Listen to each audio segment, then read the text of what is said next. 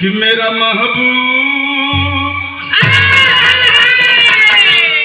अशोक मन्ना समय को देख करके पुरनिया कलन के जब जैसे तब तैसे न बुझे तो मरद कैसन कि मेरा महबूब मेरे साथी बड़ा चाल किया।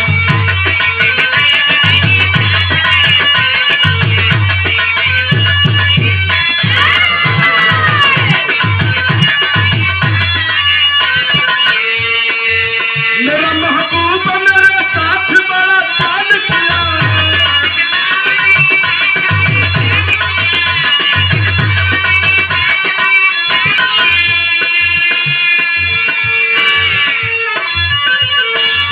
प्यार मांगा था झोली में तुमको डाल दिया।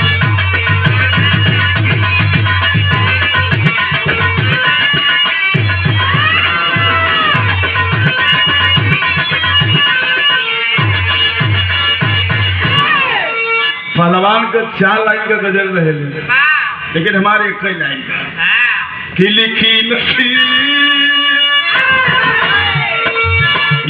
नसीब में जो बात वही होती है।